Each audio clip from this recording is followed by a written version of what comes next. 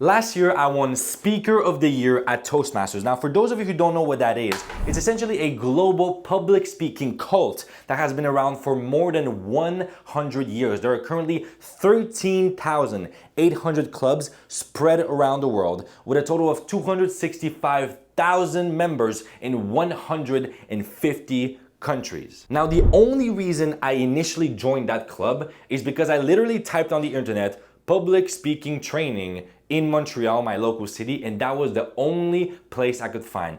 I tested it out, figured out, oh, I could learn some speaking skills. Next thing you know, within a couple of months, I was the youngest person in that club and I won Speaker of the Year without even being there the whole year. That's when I told myself, there might be a red flag here. There might be a problem. I started inviting my friends. My friends were telling me, Danny, there's no way that's the only place in Montreal, our city, where people can train public speaking. The level is nowhere near what it could be. So I said, you know what, fuck it. I'm gonna solve the problem myself. And that is how I decided to quit Toastmasters and launch my own fucking community called Born to Speak. Now today, I will give you guys the 5 reasons why I did so based on the 5 pillars of speaking that I teach today in this community. Now this community is on its way to become the #1 speaking community on school based on influence, charisma, based on the art of moving people. Now the best part about what I'm gonna share with you is that I wasn't just born that way. You guys see the speaker today, that was built. I actually grew up bullied. I was diagnosed with social anxiety, high level, had to see therapists, had to change schools. I remember in grade 10, I almost dropped out of drama class. I knocked on the director's door. I said, I'm not doing improv. He said, whoa, this is the first time I'm seeing that. I said, fuck it, I'm not doing it. And I didn't. Like I almost failed my fucking year because of that. Next thing you know, today I get paid to speak on stages. I have built a 6-figure audience. I got to launch Born to Speak now. I made $20,000 last month teaching guys how to speak better, how to close better, all this without any scripts. I'm all about improv. This video right now, I just came up with the idea. There's no script. And today, I'm going to share with you the 5 pillars, the 5 reasons why I can show up in any stage. I'm invited, I have no script. I can show up on any fucking call and still deliver because I understand the root cause. I understand the first principles instead of getting stuck in some tactics. So without waiting any further, principle number 1, certainty. I believe influence, which is the only reason why you would speak on stage anyways, is a transfer of certainty. Now, what is certainty? Certainty is a state. You look at guys like Andrew Tate, look at guys like Tony Robbins, you look at guys even like Jesus Christ, who in my opinion is the greatest speaker in history. That's why 2,000 years after his death, our whole fucking calendar is still based on his date of birth and how 2.6 billion people still follow him. He had so much certainty. People literally said, oh my God, he's the Son of God. He said, your sins are forgiven, people healed. That comes from his certainty. Now you might argue his certainty was literally because of his oneness with God. I would argue we can all reach that oneness with God. We can all have that presence, that sense of certainty, but that's for another video. Matter of fact, I've already made a lot of videos on that. Anyways, what is certainty? Certainty is a state. Now, what is a state? A state is made of these 3 things.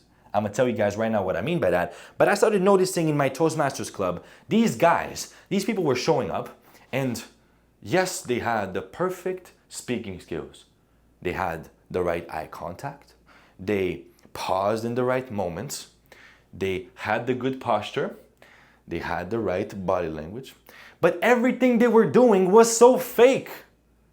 It was so fake. And I looked at the biggest speakers in the world and I'm like, these guys are not speaking like the guys at Toastmasters. They're not speaking like what I'm seeing in the club. And yet they are making thousands of times more money and they have millions of times more impact. So something is wrong here. I said, wait. I said, I don't want to learn from these people. I want to learn from the best of the best. And then I figured it out. When I looked at the best speakers out there, they all had this one thing in common, certainty. Now, certainty is a state. What is it made of? Number 1, physiology. Number 1, physiology. If I was talking to you guys like this right now,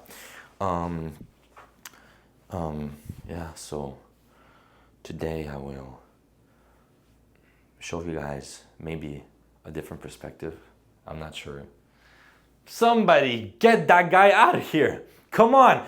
Same human, huh? Same person. Completely different energy. If I was speaking like this guy, you guys would have never watched this video until now. The only reason you stay is because of how much energy I have, because of how I move, because of how I project my voice, because of how I use my body. Cool. Now, this you can already learn at Toastmasters, but watch this. Number 2 is focus. How many of you guys right now were focused on the feeling of your butt touching your chair, or the feeling of gravity pulling your body down, whether you're lying on your bed, sitting anywhere, whether you're walking? How many of you guys were focused on that feeling of gravity, huh? Before I said so. Anyone? The feeling of your clothes touching your body? Anyone? Of course not. And yet, the sensation was there. You just weren't focused on it. What does that mean? What's wrong is always available, but so is what's right. We spend so much time focusing on what could go wrong, focusing on what we could improve, focusing on who we're not yet. And yet there's so many reasons in your life you could focus on the reason you're already the fucking G. The reason you're already someone that can show up with certainty. How about all your wins? Instead of focusing on your failures, how about all your wins? Focus is a choice. There's so many things you could focus on right now. Like again, the feeling of your butt touching your chair, you forgot about that. Feeling of gravity, again, you forgot about that, and yet it was there. Focus is a choice. You cannot focus on everything at the same time. Your brain will explode. And yet we choose to focus on what makes us weak. We choose to focus on what makes us a failure. So I say, fuck that. I say, for example, if you condition your brain to start focusing on your wins instead of your failures, now you're gonna show up in front of any crowd, in front of any sales call, and you're gonna be like, hey, I'm the fucking man. Because it's true. You just conditioned a habit of not focusing on it. Because self-image, confidence is built on proof. And people, when they hear that, they go, I gotta go build the proof out there. Wait a minute. I'm not saying you cannot build more proof. I'm saying there's already so much proof in your life. There are already moments in your life where you've been charismatic, where you've been certain, you've been flowing. Matter of fact, most people are so charismatic with their friends.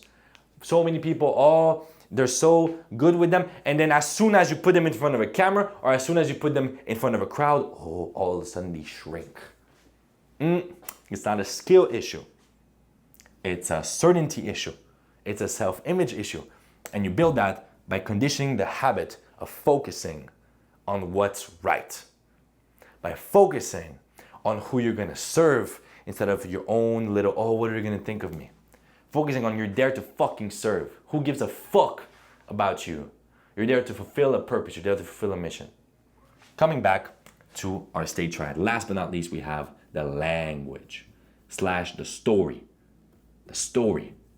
Because by the way, we mentioned self-image. What is that? Identity. What is identity? The story of who you believe you are.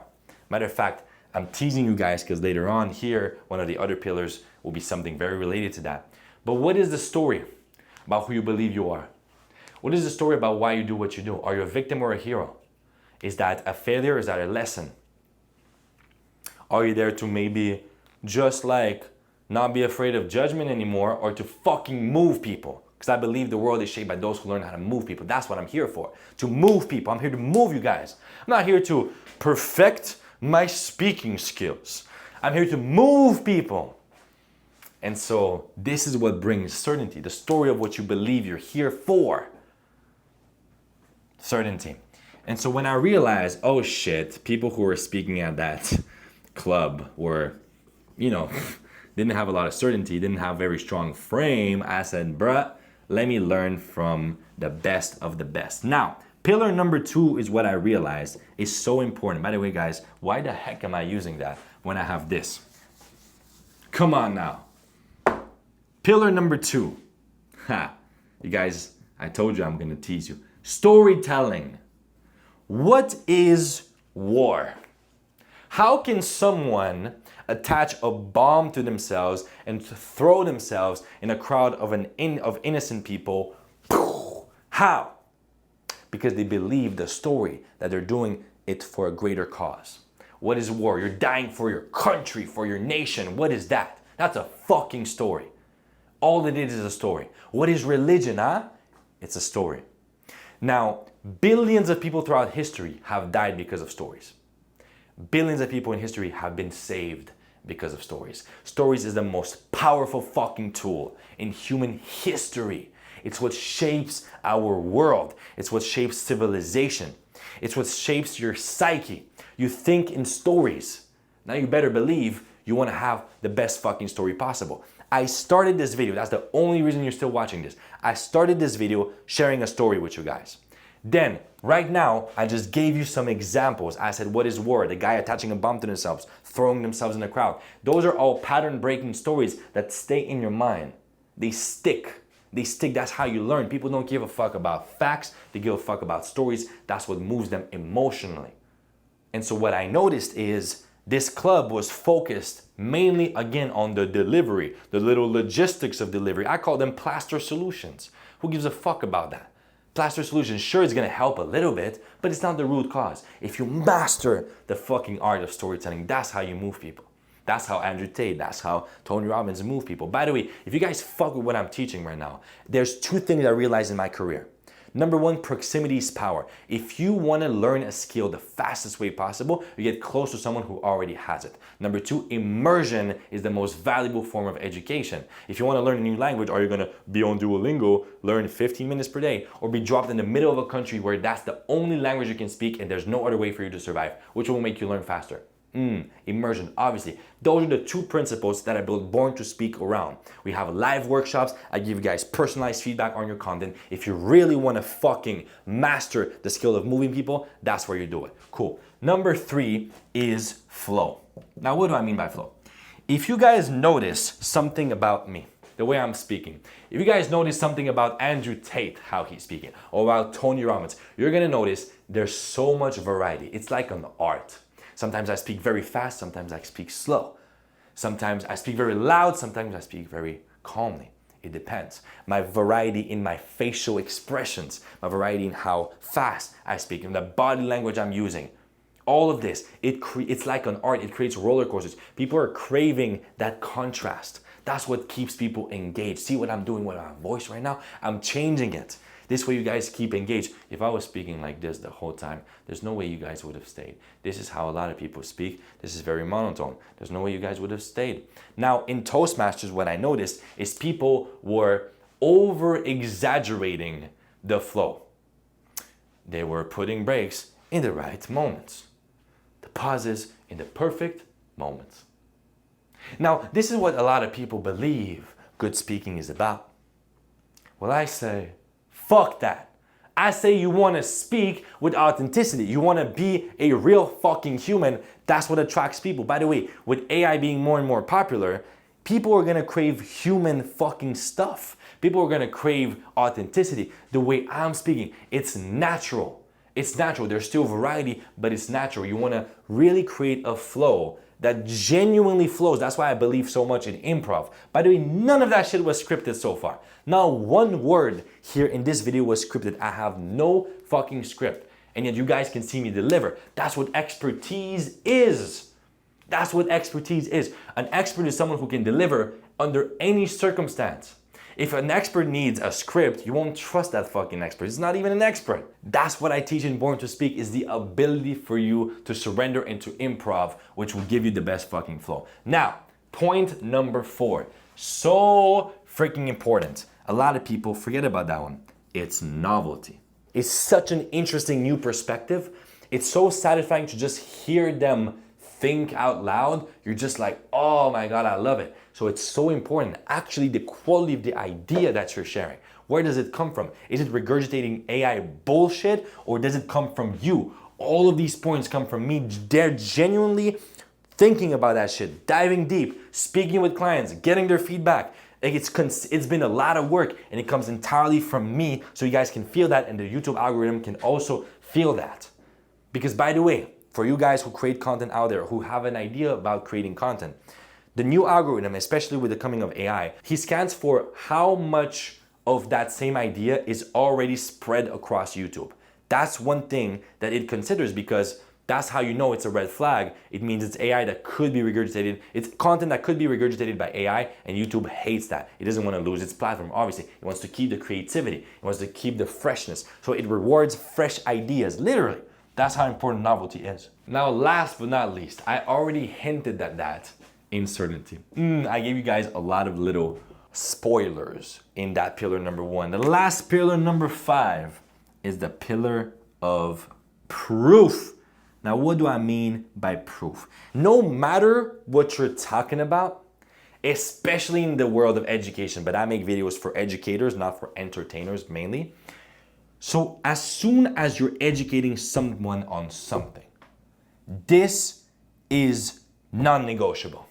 This is non-negotiable. If you look at Eckhart Tolle speak about presence, about God, this is the most enlightened human I've ever seen. Like, no one comes even close to how peaceful and present that man is. It is ridiculous. So you automatically know he knows what he's fucking talking about. Then you have Hormozi. He starts all his videos with proof. Okay, I sold X amount of businesses for X amount of money.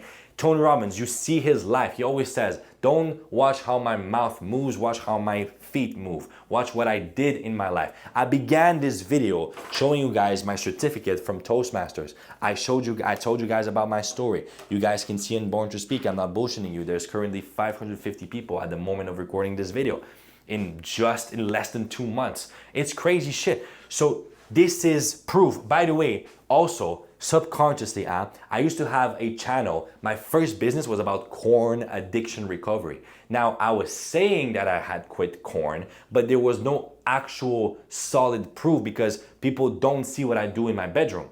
Versus now, I'm teaching you guys about speaking and you guys can see me deliver and you guys can know there's no script. Because the way I'm speaking, I'm staring at the fucking camera, and if I had a fucking script, I would be so good at faking it. I don't even know how I would do it. So you guys can trust I'm literally improvising this right now the whole time, and this wins your trust. So even without me sharing the actual story, you guys can see me in the delivery itself. So no matter what you're teaching people on, my advice is this: find a way to plug in the proof as smoothly as possible. Find a way to make the proof so fucking clear, so obvious, it doesn't feel like you need to flex it. It doesn't feel like it's forced. That's the most powerful form of proof. Now, when I was in Toastmasters and I was receiving feedback from people who, again, I respect you, and if you're watching this video, I love you. You guys changed my life, and I mean that. At the same time, I was receiving feedback from people who I could genuinely see are not great speakers. Like, they're not actually good at what they do. So it can literally have an opposite effect. Receiving feedback from someone who's not actually good at whatever they give feedback on can have a counterproductive effect. So that's actually the biggest red flag. I wanted to have feedback from someone who knows what the fuck they're talking about, but I couldn't find it. That's why I had to learn myself and then create Born to Speak so that I can now give you guys feedback from someone who knows what the fuck they're talking about. So if you really fuck with everything I just said and you want to learn that skill for yourself and I earned your trust, this is what this YouTube channel is about, then you can join me. The link is in the description. Otherwise, you're going to see me here tomorrow or the day after or in 3 days. Why? Because I post basically almost every single day on YouTube. Now it changed a little bit, but you're going to see me this week. I post 3 to 4 videos per week. Cool. I'll see you guys here very soon. Much love. Mwah.